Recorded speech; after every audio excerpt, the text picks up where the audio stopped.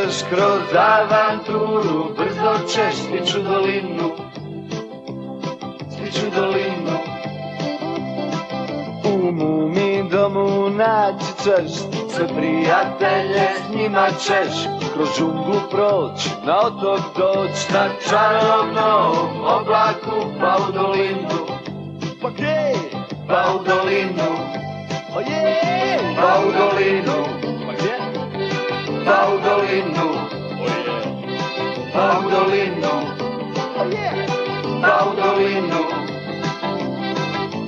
Ta ta ta ta ta ta ta ta ta mama mama mama mama mama ta ta ta ta ta mama mama mama ta ta ta ta ta ta ta ta ta mama mama mama mama mama ta ta ta ta ta mama mama mama ta ta ta ta ta. Nijotkud nije vrebala neprilika. Ne, čekajte. Mumi, čekaj!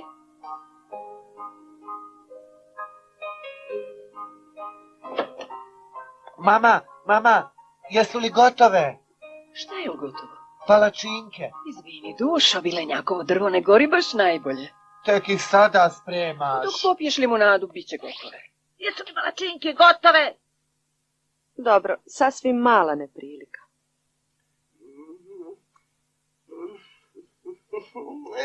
Ja sam glup, nisam ni za šta. Nije tačno, mume, ti si pametan. Ma ja sam šeprklja i ništa mi ne polazi za rukom. Ali tvoj brod za kopno je uspio, je li tako? Ako možeš napraviti brod koji ide po kopnu, sigurno možeš napraviti brod koji leti po nebu. Ja vjerujem u tebe. A to mi baš ne pomaže. Nikako mi ne pomaže, nikako. Sinoć sam pomislio, uspio sam. Napravio sam brod koji može letjeti. Ali onda sam ga opet pogledao kako ja koji sam toliko pametan mogu biti toliko glup.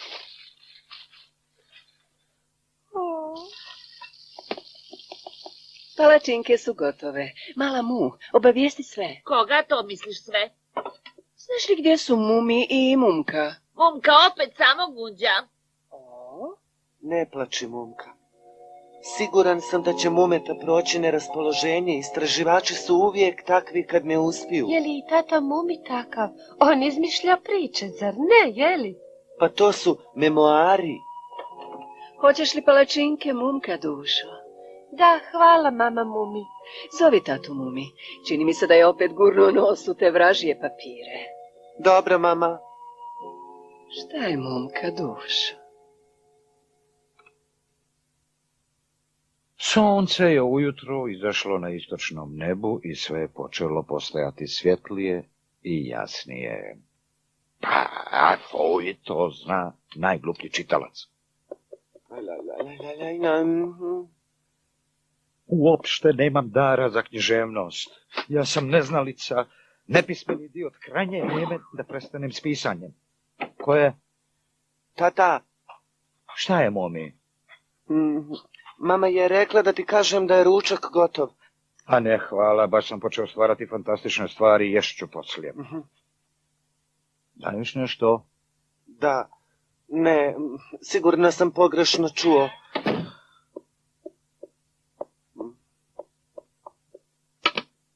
Brate dragi, čekaj, Mumi, dolazim.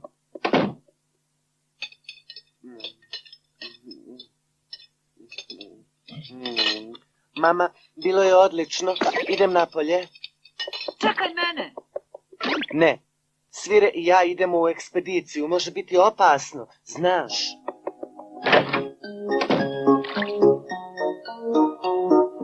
Hej, Svire! Zdravo, Mumi, mislio sam da nećeš doći. Šta je to? Čamac napravljen od lišća plovi niz rijeku baš kao da je pravi. Kladim se da će doći do mora i stići u neku daleku stranu zemlju. Jednoga dana i ja ću otputovati brodom. Pa idemo li? Mala Mu je htjela poći, ali sam joj rekao da je opasno, znaš. To nije najpametnije što si joj mogao reći. Vidi. Hej, čekajte i nas. Evo, povela sam i njih. Čekajte nas.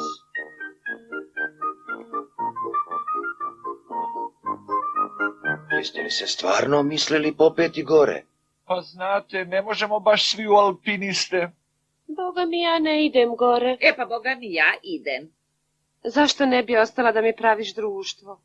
Zašto nas svi ne sačekate u pećini? Samo idite ovom stazom. Ali ako se može pješke stići donde, zašto se morate penjati? To djevojčice teško mogu razumjeti. Dječake je inače teško razumjeti. Nismo sigurni može li se odozgo ući u pećinu. Ali ćemo otkriti. Šta je s tobom, Njušo? Ja ću štititi odstupnicu, branit ću pećinu odozdo. Idemo. Znate, neko mora ostati kako bi pazio na djevojke, da?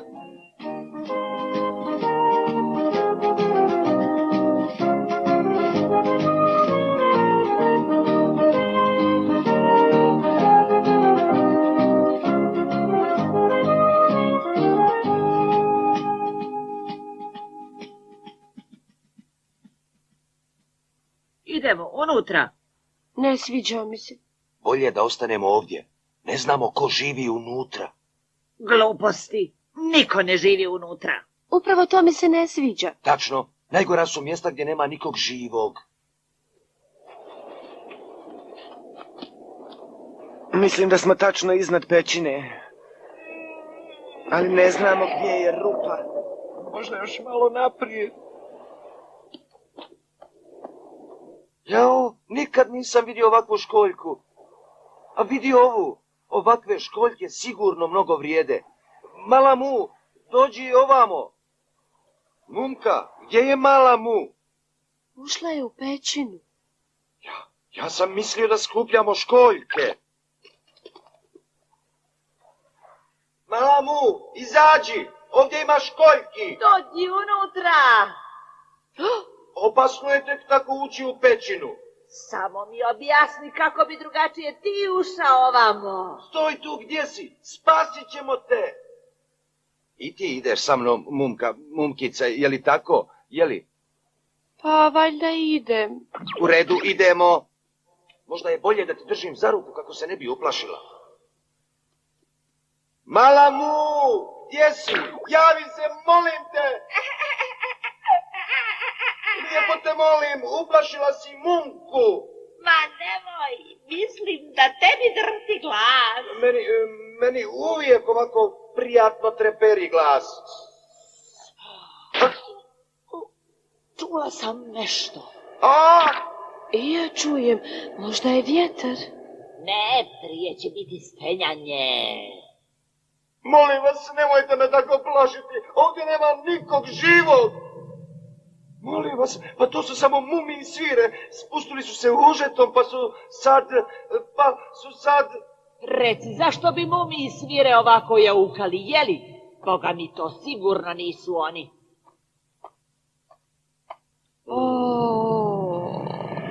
Šta je, Mala Mu, molim te, prekini.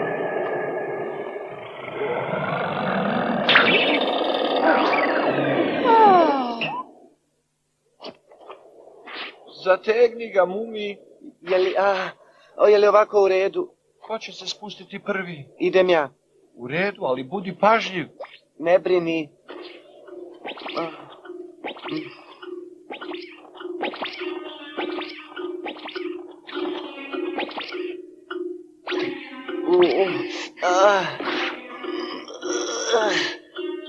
Polako, Mumi, nema potrebe da žuriš.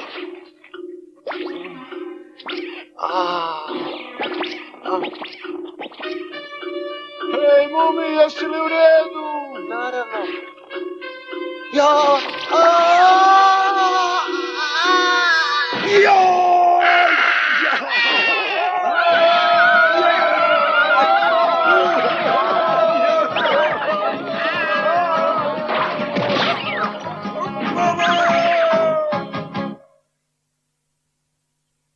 Mumi, jesi li u redu? Hej, Mumi, jesi li u redu?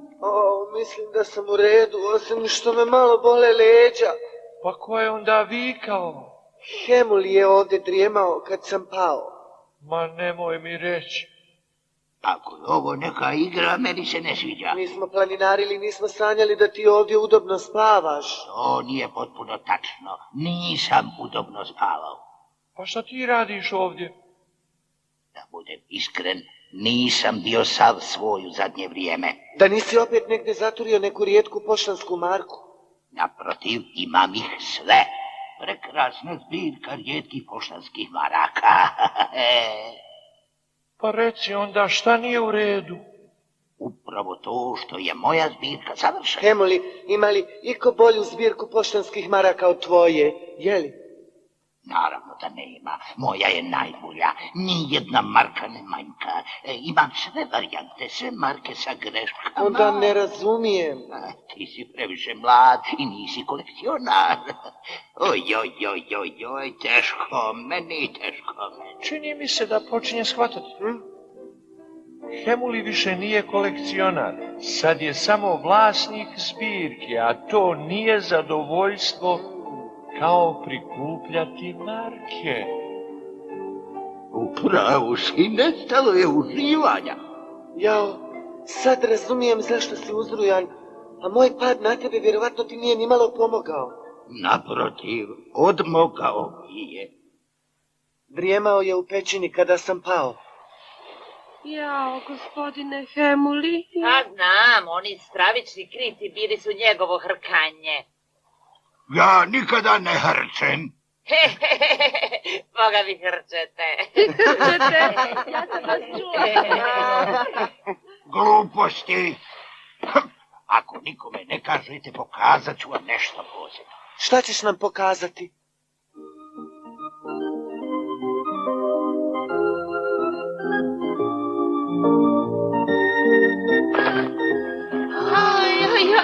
Kakav brod? Pripada li nekom? Našli smo ga, sad je naš. Mogao bi se popraviti. Naravno, neće biti teško. Ne možeš biti siguran, no ne izgleda najbolje. Siguran sam da može ploviti. U jedru ima rupa. Nema vesla. Šta će nam vesla? Vesla ćemo rukama. Ja ću upravljati. Čuvajte se! Čamac će se prevrnuti!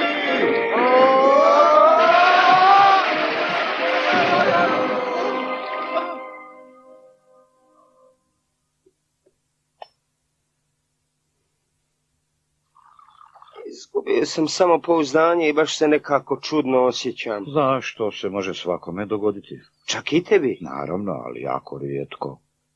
To je bar neka utjeha. Ne znam samo kako da povratim samopouzdanje. Ne znam, meni se jednostavno samo vrati, vjeruj mi. Mislim da nikad više neću praviti planove. I ja ću se odmoriti od svojih memoara. Šta je s vama dvojicom? Što ste se tako snuždili? A čini mi se da sam imao previše samopouzdanja. I ja sam. Hej! Tata Mumi! Šta je sad, Njušo? Probi nam uši svojom dernjavom. Dođite na obalu, brzo! Našli smo brod! Olupina koju su izbacili valovi? Ne, nije olupina, a ima bijela jedra.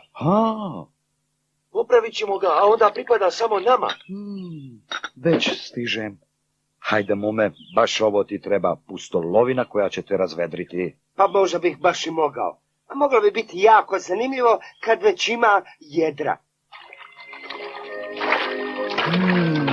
Pa da, čvrsta mala brodica. I dobrog je oblika. Napušten je, prema tome pripada nama, je li tako?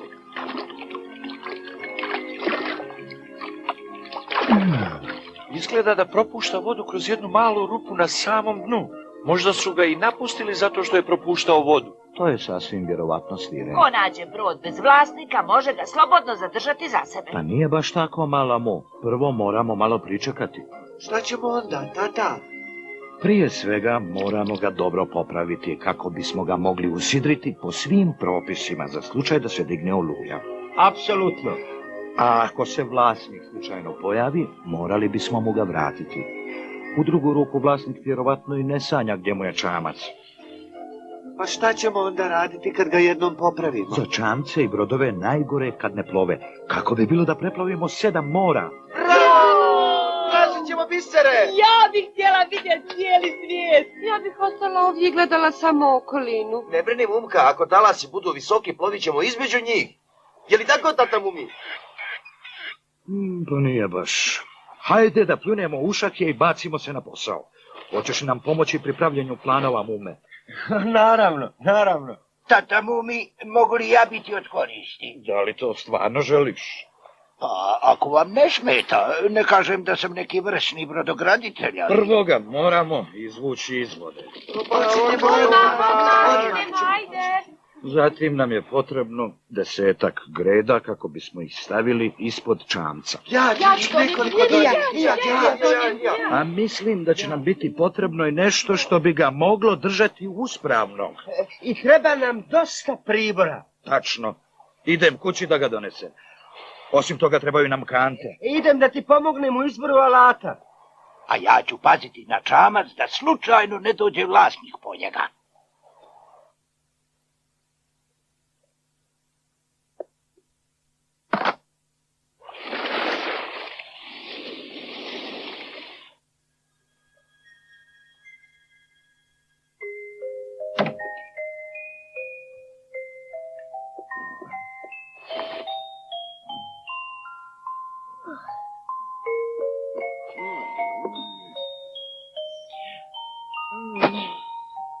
Dižite sidra. Molim.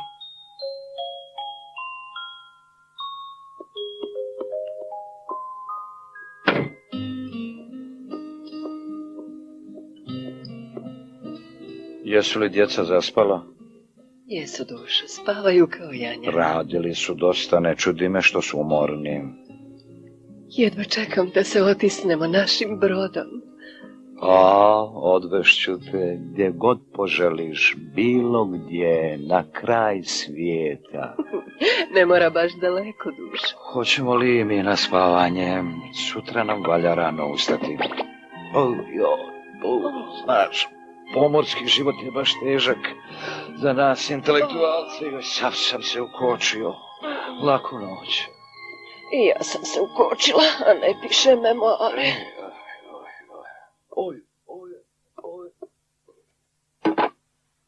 Odlično si ga namjestio, savršeno pasuje. Sad idemo popravljati druge dijelove. Tako je.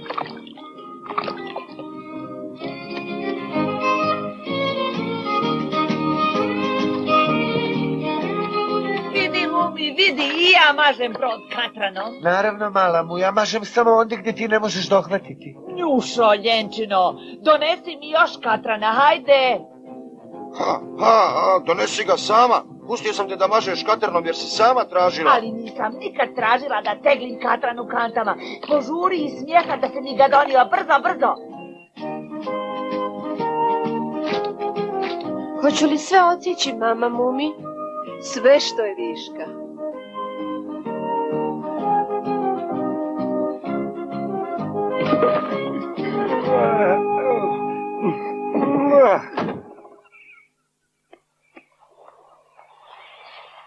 Šta je bilo, Hemuli? A vidim da brzo privodite kraju radove na čamcu. Jeste još malo pa je gotov. Toga sam se i pribojavao. Reci mi, molim te, šta ću ja poslije da radim? A zašto ne bi počeo sakupljati nešto novo? Nešto novo? A šta to? Bilo šta. Naprimjer leptirove.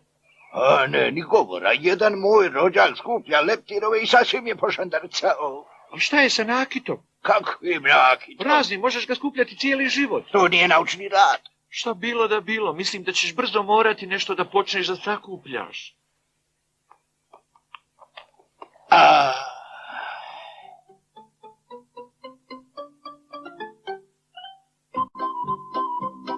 Žuri, sad ćemo da porinemo brod. Dolazim, čekaj me. Jedro ste savršeno popravile. Jeste li svi spremni? Gurnite što jače na 3. 1, 2, 3...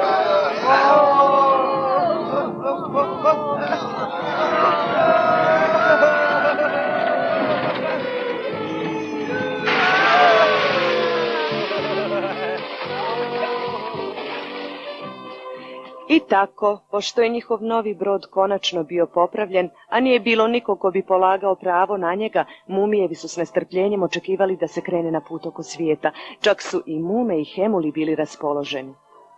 Svi na brod, krećemo na probnu vožnju. Odlučio sam šta ću u buduće skupljati. Vidiš, ovo je jedna dosta rijetka sorta divlje ruže. Odlično, čestitam Hemuli. Hej, Mumka, mislim da ću ja kući. Upravo mi je pala na pamet nova genijalna ideja za moj leteći brod. Sigurno ćeš ovog puta uspjeti. Vidjet ćemo se kasnije. Dižite sidro, sad svi nalegnite na vesla. Mama, ne brini, vratit ćemo se do večere. Ne morate žuriti. Napravit ću hladnu večeru i nije važno kad se vratite.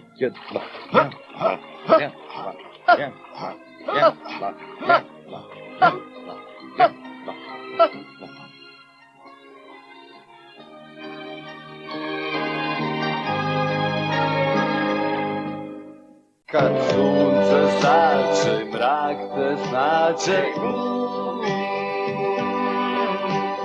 Mumi dom zove, nudi ti snove, hej Mumi.